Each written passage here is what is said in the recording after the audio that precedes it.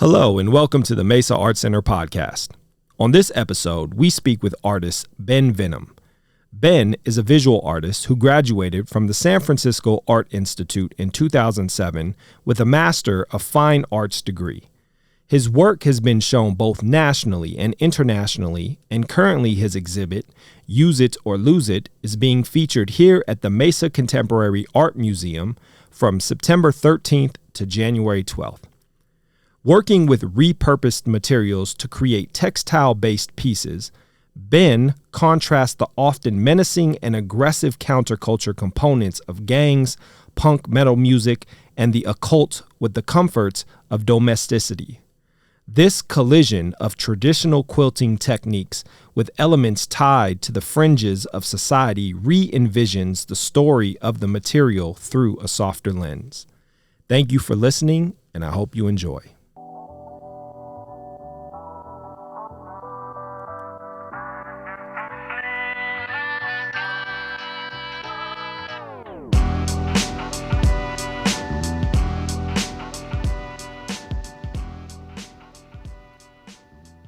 All right, welcome to the Mesa Arts Center podcast. We're here with the world famous Ben Venom.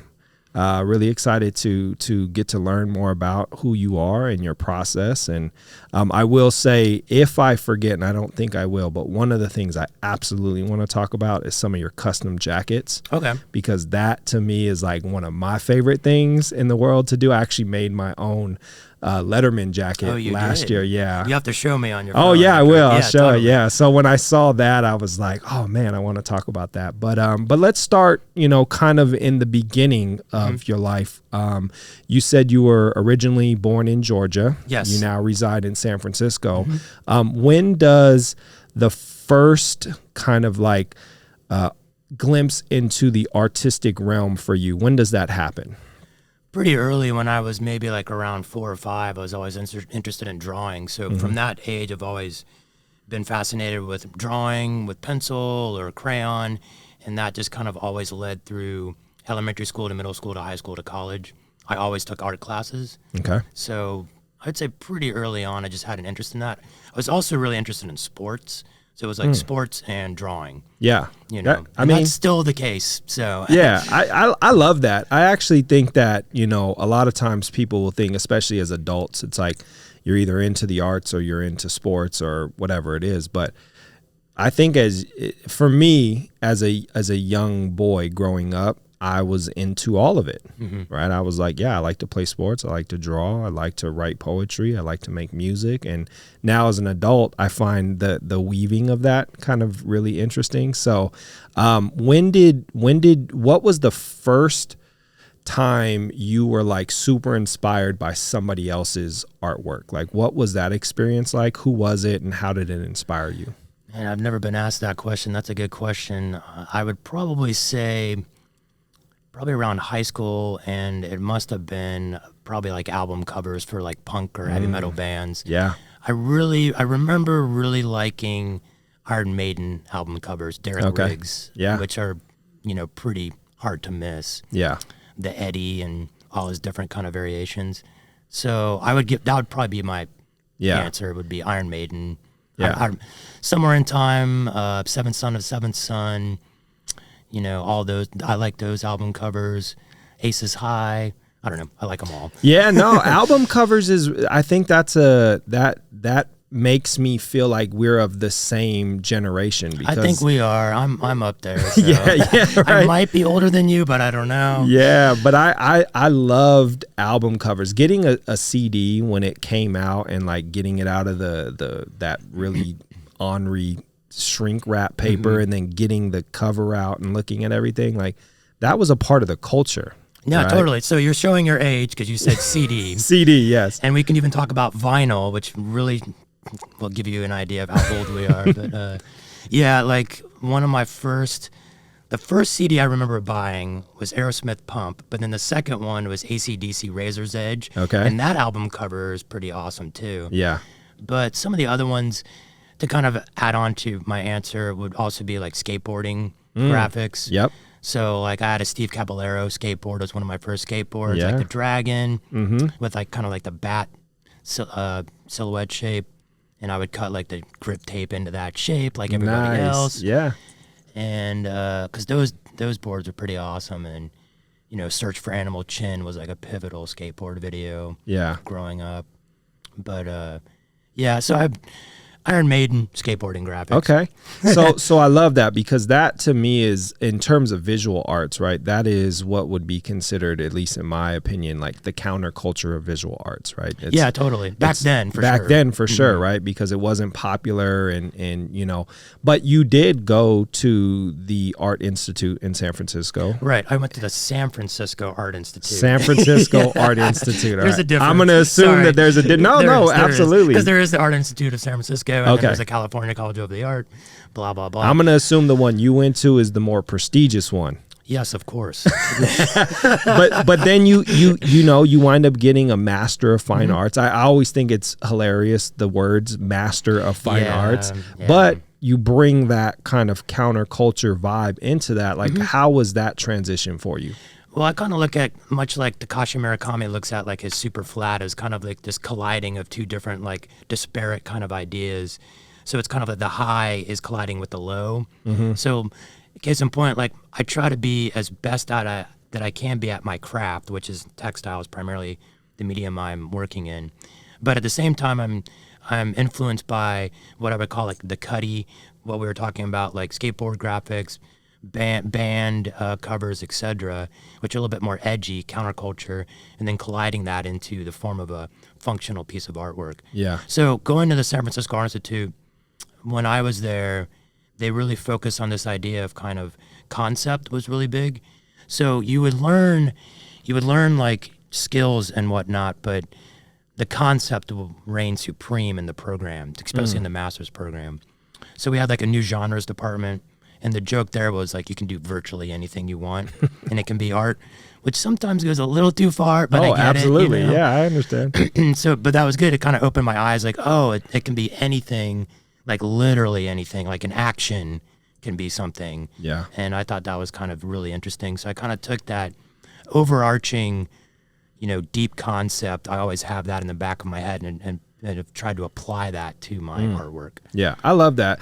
To me, the best artists and the best creatives are those that somehow figure out how to blend these two worlds, this dichotomy that don't necessarily always succinct, right? And I think of it as, I tell my kids, I have 3 kids, I always say, it is important to have book smarts. It's also important to have street smarts. Oh, totally. If you can take those things together, you'll have a superpower that a lot of people don't have. Yeah. And that's what I love a lot about art as well, is like being able to blend those worlds together.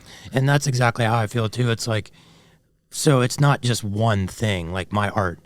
And many years ago, I kind of hit like a crisis of conscience just for myself personally within my art making practice.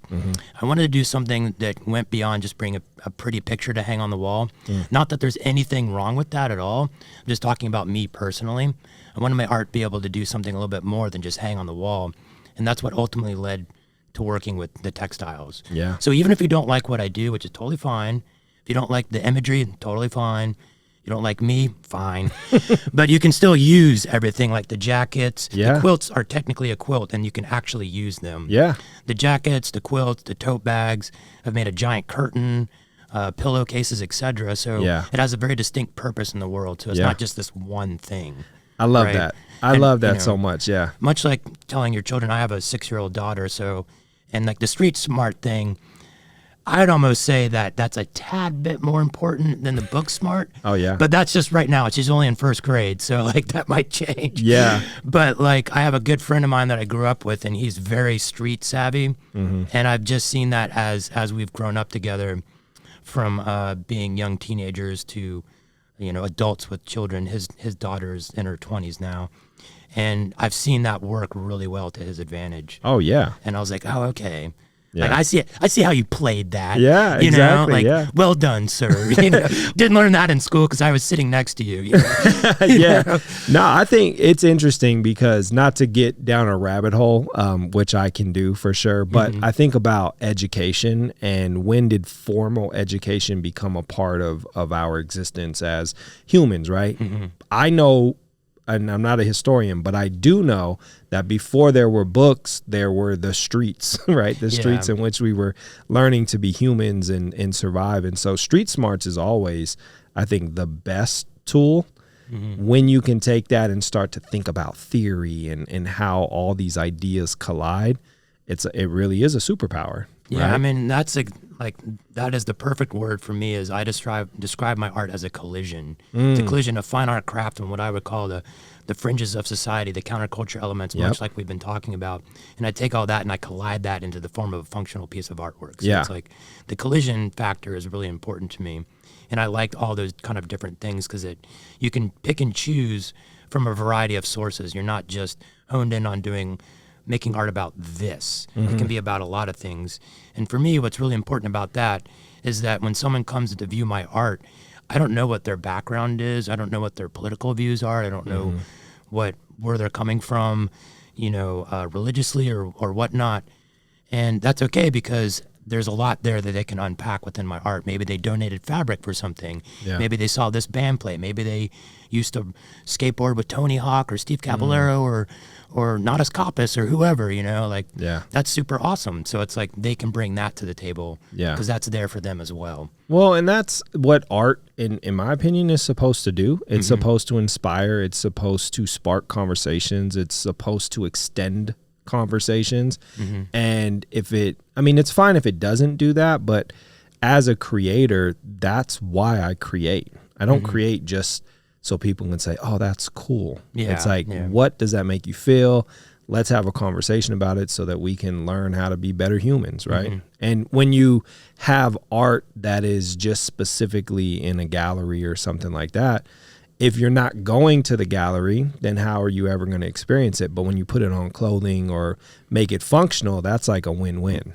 Yeah, so it's like, excuse me, when have you ever been able to see art walk out of the museum? Yeah, right? exactly. Not that I want that to happen tonight, but it legally, when it legally walks out. Yeah. I have an attorney, but you should get one too. Yeah. But I like that aspect of it because then one way to look at it is it's like free advertising. 100%. But I look at it in another way where, like I said earlier, it's functional, but then it's like getting a different use by that particular person who might have purchased that jacket or the tote bag, etc., which are some of the pieces in the exhibition here at the museum. But and personally, I like seeing stuff out in the public that's mine. Yeah. That I'm not wearing it. I'd rather someone else wear it. Yeah. Don't be the guy that wears the band T-shirt of the band you're going to go see, right? Don't be that guy. Yeah. Unless you have to. You have to, right? I think that's where you kind of start, But so let me ask about the collision of things, because I'm interested. I love when different mediums collide. So you talked about the collision of culture. What do you ever mix in other mediums with your the visual aspect of it? Other mediums, as in not just textiles, but printmaking or something? So for example, the reverse would be I'm a poet, I'm a writer, that's my primary medium. I love to take poetry and put it on t-shirts and, for the same reason, so that it walks out into the world, right? So do you ever use any other mediums like lyrics or things like that? I see what you're saying. Absolutely. So if you look back at some of my earlier pieces, I definitely have pulled from little segments of songs that I like. Yeah. Case in point, Ozzy Osbourne, No More Tears. So I made a No More Tears quilt out of used denim jeans. And the reason why I did that, one, I like that song. Yeah. But two, my mom and my father washed my sister and I's hair with Johnson & Johnson shampoo. Yeah. And if you remember, it was No More Tears. No More Tears, the slogan. Yeah. Yep. So that was of great importance to me because even if you don't know who Ozzy Osbourne is, which it might be possible today, I don't know, maybe use Johnson & Johnson shampoo. Yeah. So it has that duality to it. Another one would be Wherever I May Roam, which is taken from Metallica lyric. But that was that piece was purchased by a hotel in Chicago. So you open, I don't know what floor, I think it's the 7th floor of the hotel in Chicago. The elevator doors open and then it says Wherever I May Roam, where I lay my head is home. So it's you're traveling, so it's perfect for that. Yeah. Another one would be Turn Up the Night.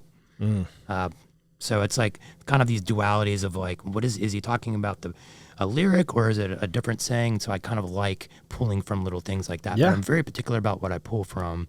One, I want to be, if I'm pulling from like a song, it's something that I'm actually listen to. Yeah, for sure. Bands I don't like, I'm not going to pull lyrics from that. So sorry. No, it's all right, man. Forget those guys. Yeah, that's what I say. Yeah. No. So let me ask an interesting question. Do you remember where the first piece of art that you commissioned or sold? Do you remember that experience? Like, where did it go?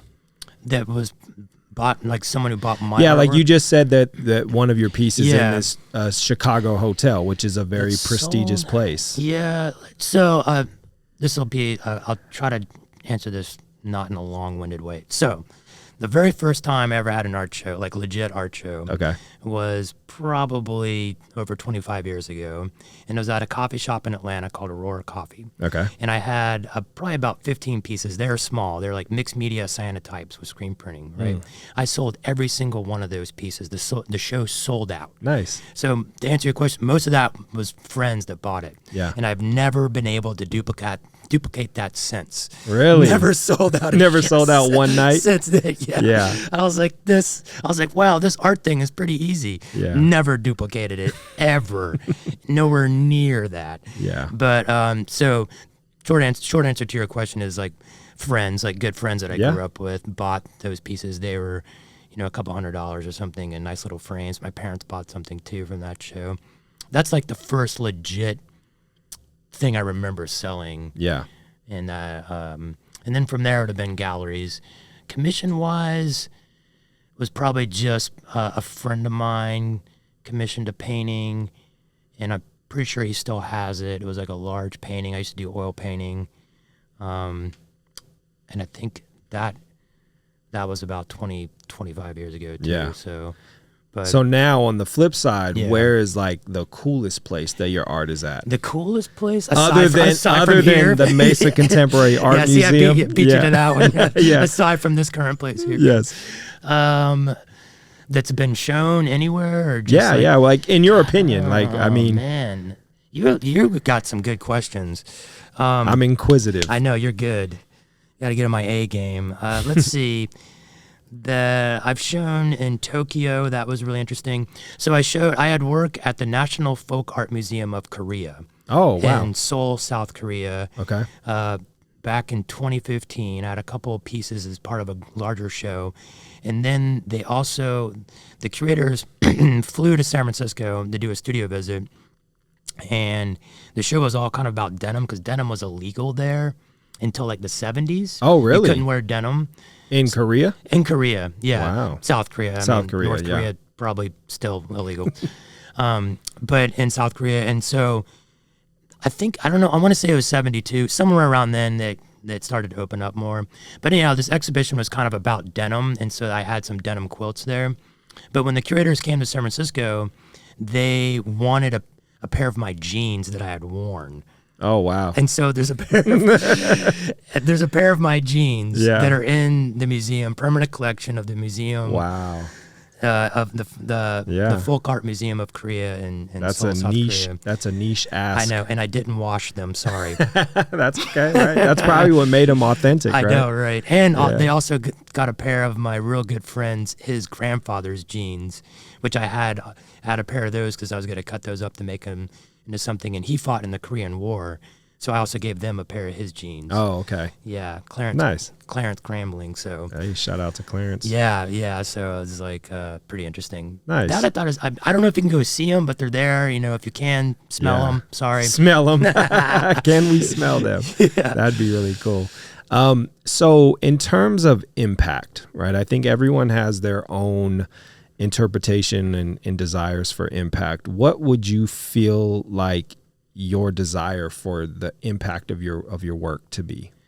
The desire for my impact was just for someone to kind of basically just be inspired to pick up a needle and thread, or start sewing and making something of their own, be it their own clothing or a quilt, something that they can use for themselves. Because, I've lived in San Francisco for 20 years.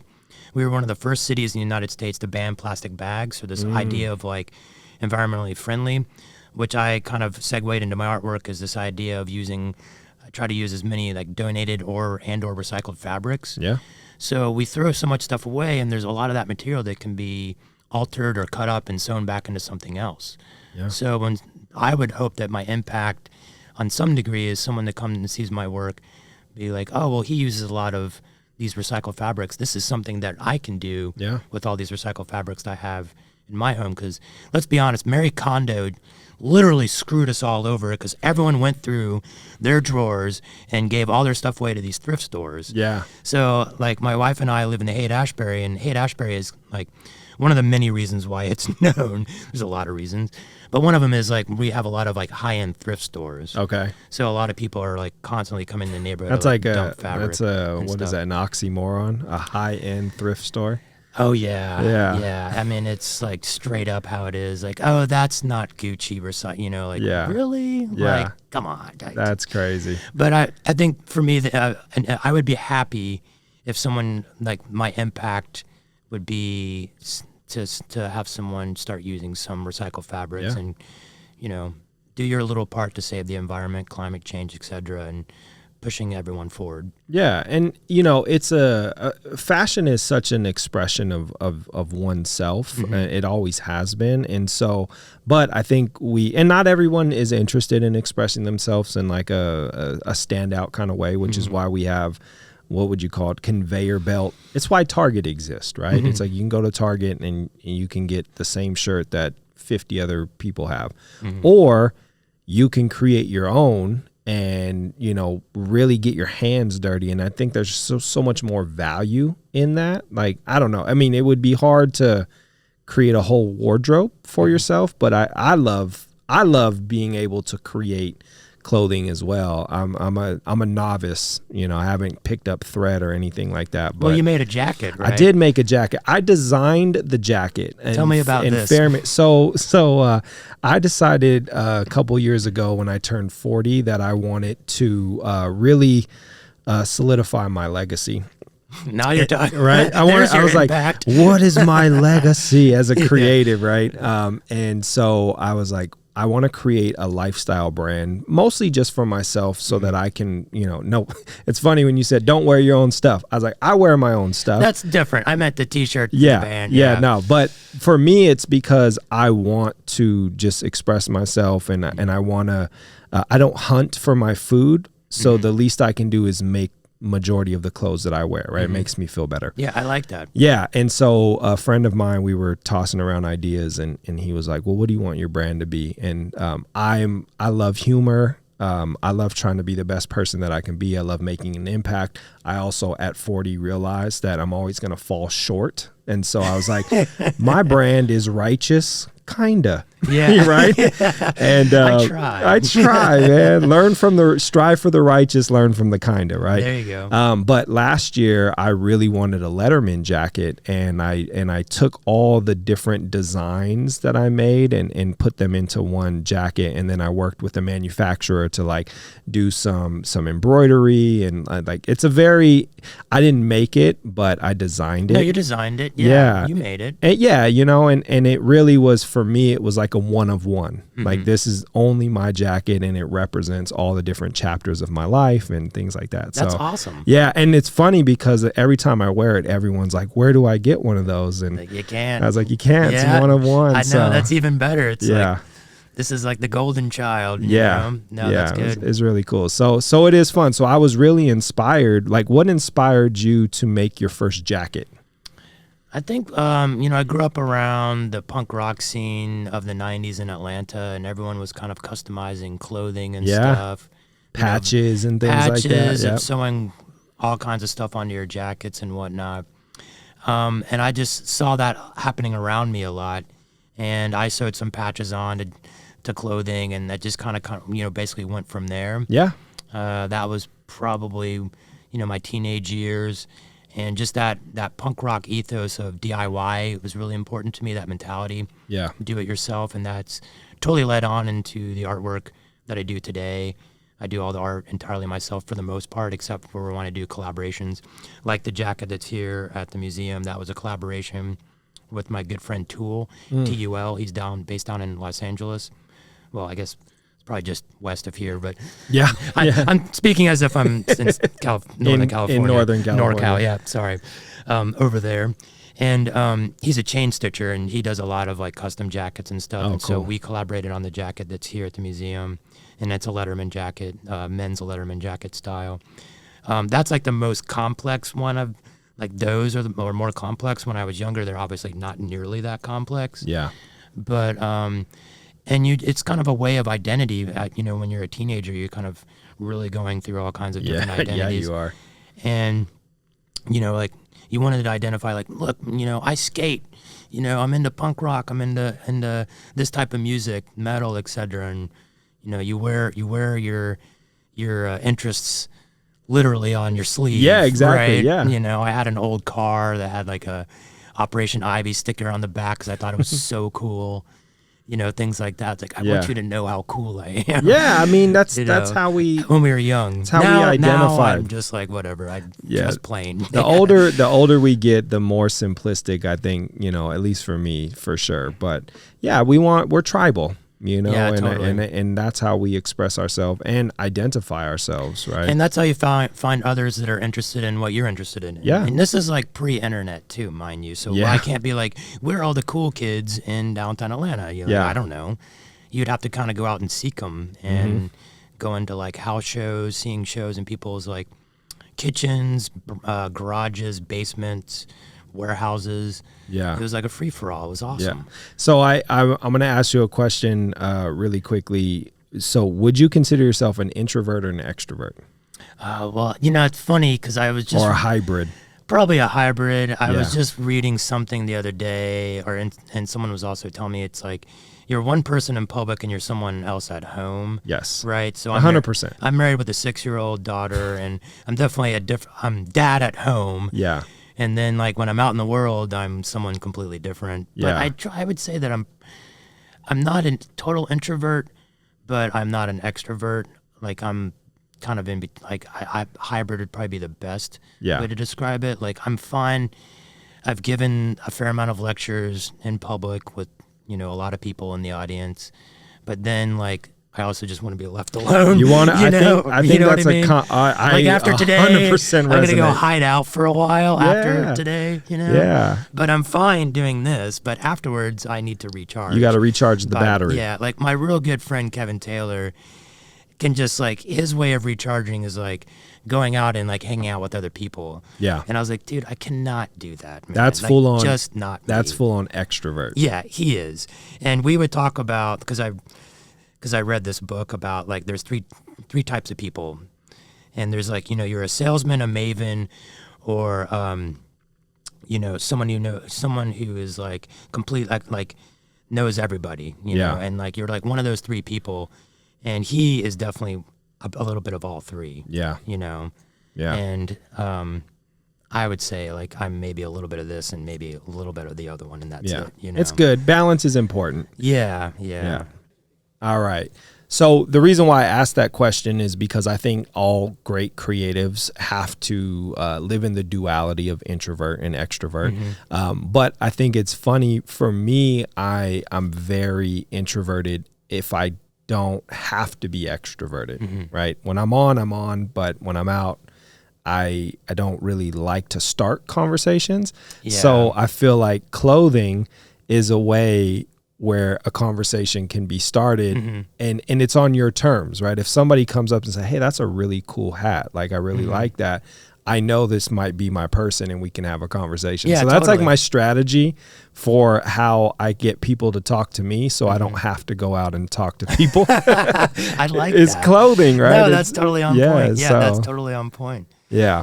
All right. So talk a little bit about your exhibition here at the Mesa Contemporary Art Museum. What are we going to see when we come in to take a look at it? So I think it's around 12 pieces, mostly quilts, one custom jacket, and I believe one custom tote bag.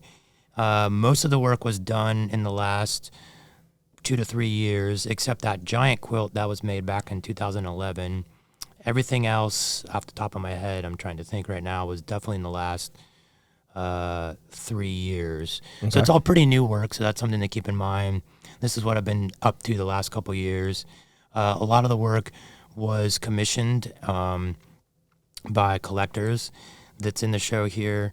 And there are a couple pieces that are not, but it's kind of like a mix mash. But what I chose these pieces because it was more indicative of what I've been up to like now. Yeah. Right. And I think and then the really big one, the large quilt, See You on the Other Side, which was done back in 2011. I thought it was interesting to kind of see like, that's what I was doing in 2011. This is what I've been up to since like 2021, 2020. Yeah. To kind of get a little bit of like a historical kind of the idea. evolution. Yeah. And like, I don't want to give myself away, but like, if you were to walk up to the See You on the Other Side quilt, you can see it's constructed a little bit different than the newer ones. Okay. And that's because I'm still learning. So yeah. Right. Always learning. Always learning. You know, I'm not a professional. I'm a top-seeded amateur at best. I'm not exactly sure what my ranking is, but getting higher every day. Yeah. You know, if you're not first, you're last. Trying to do the best that I can, but always trying to learn new techniques or new shortcuts or new ways to do things from all the very experienced people that work within the medium of textiles out there. Nice. That makes me think of a question that I want to ask you. When was the first time you had a realization that like you're kind of famous? Never. Never? Really? No, I never. don't think when people say famous, I think of like Brad Pitt, Tom Cruise, or the A-list celebrities. Like, but in the visual art world, you're a big deal. I don't know. That's why you're here. That's why you're at the Mesa. That's why I'm being interviewed by Tomas. Yeah, right. I'm across from you. I only interview top tier famous people. Now you're talking. There's the extrovert coming out. There you go. I like it. It. Put it all on the table, man. When was the first realization? Like, years ago. I'll tell you a funny story because this reminds me of a similar situation that we're in right now. Yeah. Is I was interviewed for NPR, not Fresh Air. It was like All Things Considered many years ago, and it was a similar setup to this where except I was in my own, the person interviewing me, it was in San Francisco, but the person that was interviewing me was actually in, I think they're in D.C., not Philly. Okay. If I remember correctly. But I was in San Francisco, and I was in my own sound booth, but then there's the engineer and this other sound booth that I could see. And it was a setup like this with the microphones right up in my face, but I was in a swivel chair. Okay. And as I was saying earlier, I'm a fidgeter, and I can't sit still. So throughout the interview, and the sound engineer in San Francisco was like, look, the microphone is really, really sensitive. Don't move. And I was like, oh my God, it's like the worst thing you can do, because I was pretty nervous about it. I'd already spilled a giant thing of tea all over my lap before I walked into the studio. So I'm sitting there, and throughout, it was like an hour long, the chair had slowly started to move. But I didn't want to move back because it made a lot of noise. So by the end of the interview, I was like this. Like you have a crick in your neck? Yeah, and the guy, I think he was just like, what is this kid doing? He's an idiot. I looked so weird. Because he's doing my levels to me so I could sound good. That's what he was doing. So the point being was that got aired on NPR, and then that's kind of when the first inclination that I was kind of had like national attention. Yeah. And that was a little weird, and then more recently, a few years ago, I was on CBS Sunday Morning, like Jane Pauley. Oh, wow. Big time. She wore all black, which is hilarious. She was trying to be all like super goth or metal. Yeah, it was pretty cool. But I was interviewed on that, just like a 3-minute segment. And after that was, people were like, hey, I saw you on TV. Yeah. Because it was national TV, and that was a little strange. Yeah. I got a lot of weird emails after that. Oh, really? Yeah. People asking for money? Just like one person thought I was like their long lost son, and I was like, "Oh wow, I'm not." Yeah, but thanks. Yeah, hope you find him. Yeah, best of luck. It's not me. Exactly. Yeah. Did that answer your question? Yeah, absolutely. Yeah, I don't really talk about that stuff. You know, I'm just like a person in the world, like everybody else. Yeah, it's why I asked that question, because I get real cool vibes from you, right? Oh yeah, yeah. My wife, of course, my wife. Shout out to my wife. I always call her a bruja, which is like a witch in Spanish. She does the saging and the crystals, and I love it. Right? She's very intuitive. I need that in my life, and so I've really become more in tune with just energy. And I'm like, yeah, this guy's really cool. So I think really cool people, genuinely cool people, when they get kind of put into the spotlight, it does make them feel uncomfortable. But it's a part of the journey. And who knows, like, does that change your inspiration? I think it does. Like, not in a drastic way, but as you get more recognition, more, platforms that you're on, your journey just continues to evolve, and who knows what's next. I can't remember what the actor's name was. He was in like the Partridge Family. I'm blanking on his name right now, but I remember him saying something like about being a celebrity. Like, look, like, you signed on for this in some capacity. You did. So don't act like you don't like it. Like, don't complain about it. Yeah. And I kind of I've looked at like my whatever successes I've had in my artistic career. It's like, yeah, like, that's all part of it. Like, and so much it's like, you got to go through the motions of like, get up early, do the interviews, put your best foot forward, be professional, be courteous, try to be kind to everyone who comes up to you. Like, especially if you have a show, if you're in a band, or if you are a fine artist and someone comes up and says, hey, I really like your work.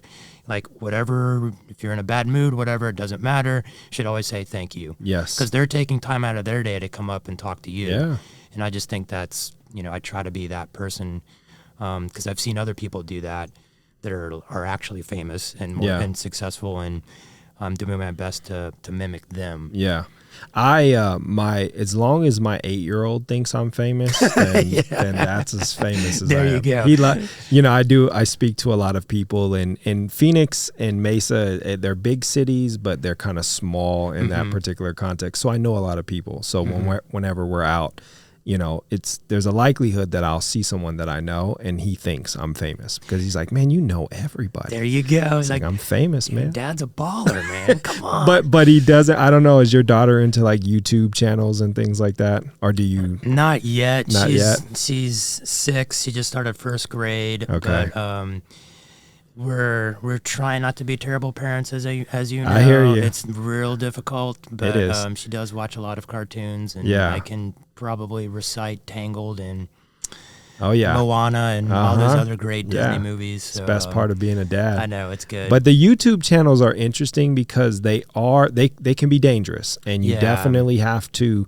create boundaries. But my son has learned so much. So he's watching like tutorials. He's watching tutorials. He does watch some trash, but so do I. So we all do. We're righteous, kind of, right? Yeah. But he always tells me that I'm not that famous because I don't have a YouTube channel. Right. Oh, so that's like he's like, all right, Dad will be famous. He's on YouTube. If he sees you, the best. I think one of the greatest things in my life would be as if he's just flipping through and like shorts, and then all of a sudden I'd be concerned about his algorithm. Yeah. It's like, why are you feeding that? What are you nerd? So that's awesome. Yeah, I love it. It'll happen. It will. And it'll be like when you least expect it. Right? Yeah. Oh, for sure. Because I had a somewhat similar situation with our daughter. I had a show last year at the Hickory Art Museum, and I didn't realize they were going to print up large photos of me in my studio. Yeah. And they put them up in the galleries, and my studio at the time was in our apartment, which our daughter is very familiar with, obviously. She lives there. Yeah. And she walked in the gallery, like, oh, there's Dad. I know, that's our apartment, you know? And she thought that was kind of cool. Oh, of course, man. Like, yeah.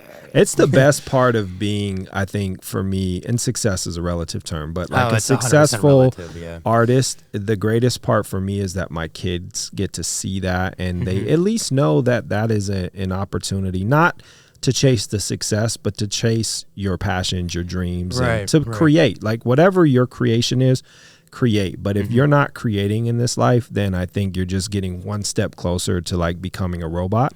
You know? There's so many things out there that you can do with your life, and when you have a parent much like you that are doing different things, I think that's just a really good example to your kids and others that like you don't have to just do this. Yes. There's so much more out there in the world that's open to you. that you might not know about, but go out there and find it. Yeah. It's there. Yeah. It might not be easy to find, but that's okay. Like you and I are probably really close in age, and so like we're like the last, generation of analog. Yes. Right? This is true. Yeah. Which I think is of great benefit to us because we know when you wanted to find out good music, you couldn't just type it in your computer and have it just shoved down your throat by an algorithm. Yeah. You had to go do some work. You had to do some work. You had to get in your car, get on the bus, get on your bicycle, and go find it, right? Yeah. And I think that was really important. And I'm just hoping that our children have that kind of same drive when they get a little bit older, which I think that they will. They will. I think they're at least for me, I find opportunities where I have to encourage and push my younger son for sure to go be creative with your hands and your imagination. Like turn off the technology, go bang some wood with a hammer, because it's like creativity is not something we're born with. It's something we develop through practice. And so I definitely, but to your point of somebody called me the other day, so I'm Gen X. Yeah, me too. But somebody called me a Gen X boomer because they, I thought it was hilarious because they were like, you have that grumpy old boomer. Oh, come on. Get off my lawn. Yeah. Right? I mean, but but I think it just comes with, I'm 45 years old. I'm tired. older than you, barely. Yeah. I'm 46. I'm a little grumpy sometimes, no, but I'm grumpy all the time. Yeah. But that generation, not to get on like a competition pedestal, but you're right. We are the last generation that had to like actually work for information. And now it's going to be really interesting with these younger generations of how they're going to develop when information is so accessible, but doesn't require a lot of like work, To your point, a former teacher of mine, I went to Georgia State University from undergrad. I have a BFA in drawing and painting, and one of my teachers, Joseph Perugini, was a big fan of baseball. He liked sports, but he liked baseball. Yeah. He's an amazing painter, oil painter, like phenomenal painter. But he'd always have these like baseball analogies with art, which is like, really? Yeah. But they're good. He's like, one day he's like, look, art is like playing a sport. You have to put in your time. You have to practice. So you have to like run the bases. You have to field the balls. You have to do your batting practice. You have to throw the pitches. Just like in art, you have to like be in the studio, practice your brush strokes, practice, your sketches, work in your sketchbook, get up in front of people and talk about your art, hear your own voice, explain what you're about. And you have to practice, always practice that. And I just thought that was really interesting. Yeah, 10,000 hours. Exactly. Wayne Gretzky, man. Yeah, totally. And like a friend of mine from grad school, she went to RISD, and Kara Walker was her teacher at one point. And one of Kara Walker's assignments was do 100 drawings. Now, I'm not saying you have to do a super detailed drawing, but the point of it was what we're talking about. It was just do 100 drawings. Yep. Luckily for me, her father was my teacher, Larry Walker.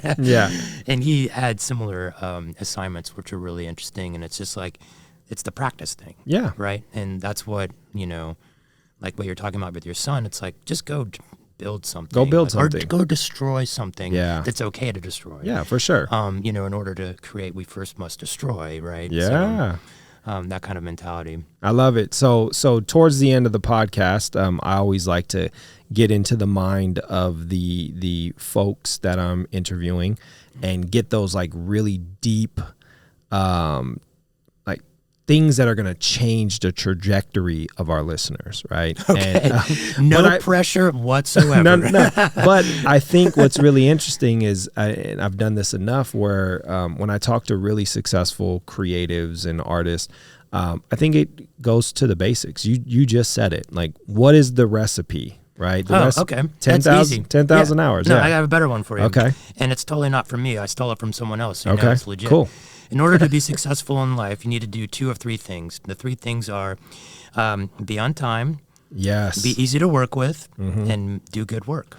There you go. Now, you can apply that to business, flying a plane. Obviously, be good at flying a plane, please. Yeah. But let's apply it to art. So make good art, duh. Yeah. And be on time and be easy to work with. So try to, obviously, if you could do all 3, you're super golden. Yeah. You're on your way. But if you need to do at least 2 out of the 3. And kind of what we were touching on a little bit earlier about like when people come up to you and like, hey, I like this or like that, always be kind. Like, so, and I was adjunct faculty at the San Francisco Art Institute for many years. I taught in the graduate program, and I'd always tell my students, look, like, pick 2 of these 3 things and then just, hone in on that. But one thing I would always say to you is like, be easy to work with. Okay? Yeah. Like when you go out in the world, like no one wants to do business with someone who's difficult, regardless of what you're doing in life. 100%. It doesn't matter. You could be the best artist, best musician, but if you are just a prima donna, total nightmare, people don't want to have anything to do with you. Exactly, okay? yeah. Like that's been my experience in the world.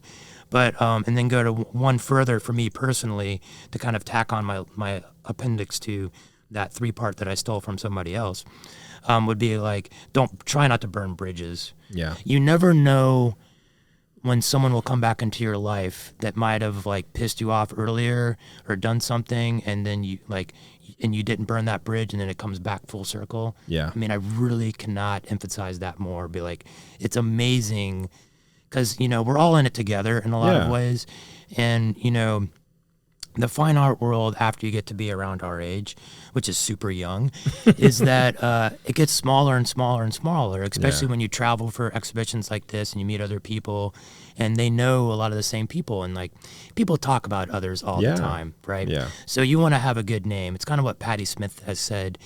And it's like, your name is your currency. So, 100%. Spend properly. That's so important. Right. And it takes a lot of work to burn a bridge.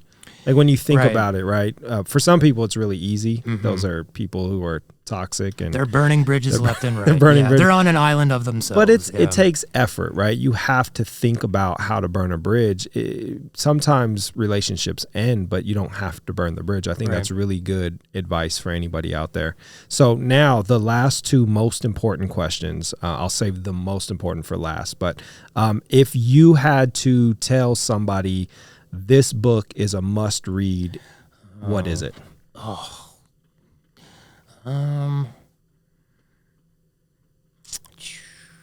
Must read. God, I don't know. I'm trying to go over like, do I want to go the art route or like the literary? I know, right? It's a tough one. I'll tell you mine. You're just kind of setting me up for stuff I have to think about here, man. Sorry. Come on. The These are too Alchemist. good. Have you ever heard of the book The Alchemist? I've heard of it. Yeah. So it's a must read for me. Okay. Simple. I will read that one. Okay. I have not read that. Just off the top of my head, I really like Malcolm Gladwell. Okay. So I'd say The Tipping Point was a good one for me. It's a very good book. But okay, John Maida's Laws of Some Simplicity. Okay. That's good. Yeah. Gotta spit it out. He was at MIT, and then he was at RISD. I don't know where he's at now. The book came out a couple years ago. It's only 100 pages long. There you Laws go. of That's Simplicity. easy, yeah. And there's areas in it where he's talking about, like, maybe you're a teacher, and he's like, repeat, repeat, repeat. That's kind of how you get your message across. I was like, that's really interesting. Yeah. So, Okay. John Laws Maida, of Simplicity. Laws of Simplicity. All right. would Like be- it. That, I would say that one. All right. Now. And Malcolm Gladwell. Yeah, Wait, Malcolm Malcolm Gladwell. Gladwell. All right. Ready for the most important question? No. What is Ben Venom's favorite ice cream? Oh, vanilla. Oh, I love man. it. You know what's so interesting? Plain Jane, man. I cannot Vanilla. tell you how many people I've asked that question to, like really brilliant, talented individuals. And I'm starting to think that it's like you put so much effort into being brilliant and talented that when it comes to ice cream, you just want just regular vanilla ice cream. Yeah, vanilla all the time. I mean, because vanilla, you could do a Straight lot up. of things to French spice it up if you want. vanilla, Yeah. and, you know. Yeah, I know. I like that. So, since we both have children, you'll like this. So, as I was saying, my daughter is 6, and the first time we took her to get ice cream was a couple years ago, and we said nothing. We just walked up there and like, what do you want? Yeah. Vanilla. Yeah. And I was like, you're kidding me. Yeah. I was like, DNA, man. There it is. Genetics are real. I know. I That's was like, interesting, man. It was crazy. Yeah, I was really surprised. Well, if you had to guess what the second most popular one is, what would you say? From the people that you Yeah, that you've just interviewed? yeah. The millions of people I've interviewed. The millions of people you interviewed?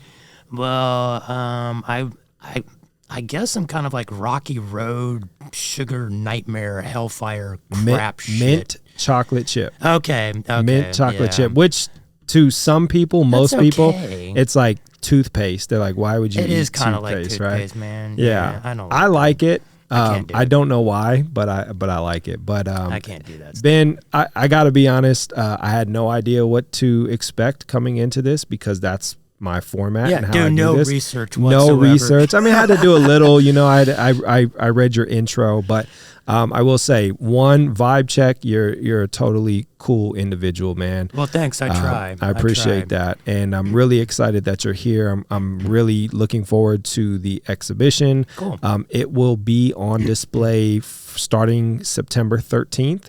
Going into January, right? And so please come take a look at it. Any final thoughts for the viewers? Just want to say thank you very much for your time, and I really appreciate it. And the last thing I would say is I got another bit of advice for you is always follow your dumb ideas. Yeah, I love that, man. And that is a perfect way to end this podcast. Always follow your dumb ideas. With that being said, have a great rest of your trip here, and we'll talk soon. Great. Thank you, sir. Yep.